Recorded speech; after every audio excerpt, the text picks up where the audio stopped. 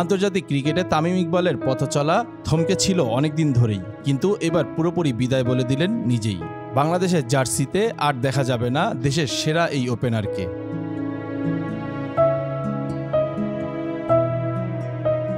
সামাজিক মাধ্যমে 10 জানুয়ারি শুক্রবার রাতে বিদায়ের এই ঘোষণা জানান তামিম।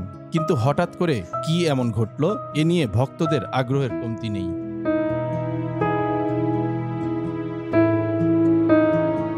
চট্টগ্রামের এই প্রতিভাবান ক্রিকেটার বাংলাদেশের ক্রিকেট ইতিহাসের অন্যতম সেরা ব্যাটসম্যান হিসেবে স্বীকৃত।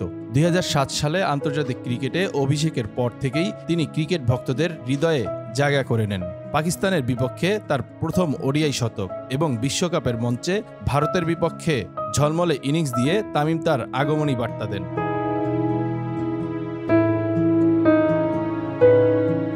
তামিম ইকবালের ব্যাটিং কৌশল এবং সাহসিকতা তাকে দলের গুরুত্বপূর্ণ অংশে পরিণত করে।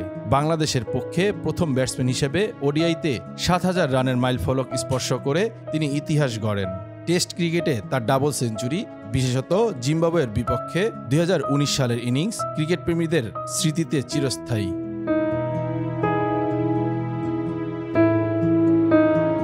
তামিম ছিলেন দলের নির্ভরযোগ্য ওপেনার, যার ব্যাটিং দলের জন্য ছিল আত্মবিশ্বাসের প্রতীক। তার সাহসিকতাপূর্ণ ইনিংসগুলো প্রায়ই বাংলাদেশের জন্য গুরুত্বপূর্ণ জয় এনে দেয়। আইসিসি চ্যাম্পিয়ন্স ট্রফি 2017-তে ইংল্যান্ডের বিপক্ষে তার সেঞ্চুরি এবং ওয়েস্ট ইন্ডিজের বিপক্ষে তার ধারাবাহিক সাফল্য ছিল অতুলনীয়।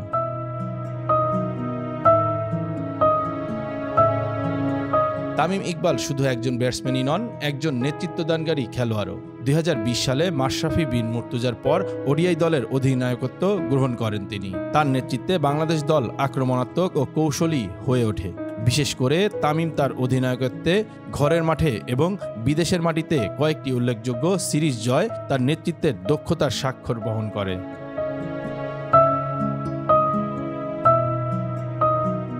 একজন খেলোয়াড়ের জীবন কখনোই কুসুমস্তীর্ণ হয় না। তামিমও এর ব্যতিক্রম নন। চোট, আঘাত, ফর্মহীনতা এবং দলীয় চাপে ভুগেছেন তিনি, তবে তিনি প্রতিবার ঘুরে দাঁড়িয়েছেন।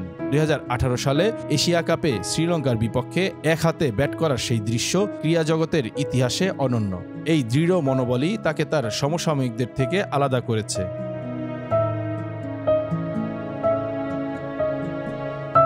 2023 সালের 6 জুলাইতে আচমকা আন্তর্জাতিক ক্রিকেটকে বিদায় বলেছিলেন তামিম ইকবাল। পরদিন তৎকালীন প্রধানমন্ত্রী শেখ হাসিনার সঙ্গে দেখা করে সেই সিদ্ধান্ত প্রত্যাহার করে নিয়েছিলেন তারকা বাঁহাতি ওপেনার।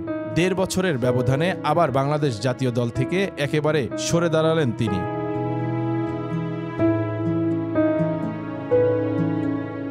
অবশেষে গতকাল 10 জানুয়ারি এক বর্ণাঢ্য ক্যারিয়ার শেষে তামিম ইকবাল ক্রিকেটের আন্তর্জাতিক মঞ্চকে বিদায় জানালেন। তার বিদায়ে ক্রিকেট প্রেমীরা যেমন শোকাহত, তেমনি গর্বিত তার অর্জন নিয়ে।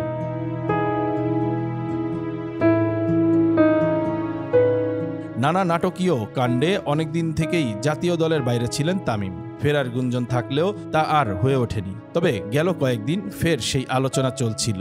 আসন্ন আইসিসি চ্যাম্পিয়ন্স ট্রফিতে বাংলাদেশের স্কোয়াডে 35 বছর বয়সী ক্রিকেটারের থাকার জল্পনা কল্পনা তৈরি হয়। ফরচুন বরিশালের হয়ে চলমান বিপিএলে খেলতে থাকা তামিমের সঙ্গে গত বুধবার আলোচনা করেন জাতীয় দলের প্রধান নির্বাচক গাজী আশরাফ হোসেন লিপু।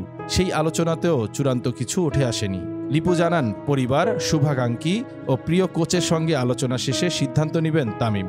এরপর 2 দিনের মধ্যে বিদায়ের ডাক দিয়েছেন বাংলাদেশের ইতিহাসের সেরা ওপেনার।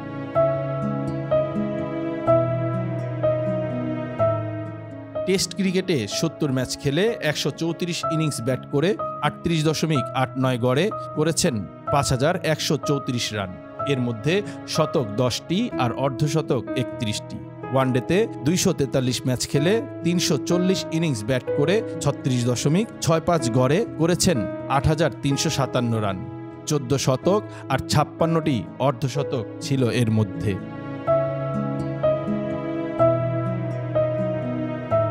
আর টি-20তে 78 ম্যাচ খেলে 24.08 গড়ে করেছেন 1758 রান।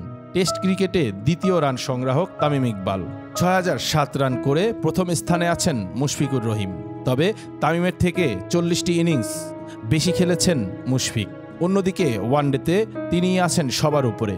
এই ফরম্যাটে 4টি ইনিংস বেশি খেলে মুশফিক এখনও প্রায় 550 রান পিছিয়ে।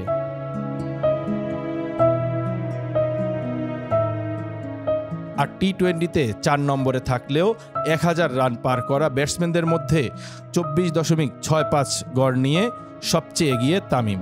আর এই ফরম্যাটে বাংলাদেশের হয়ে একমাত্র শতক করা ব্যাটসম্যানও তামিম ইকবাল।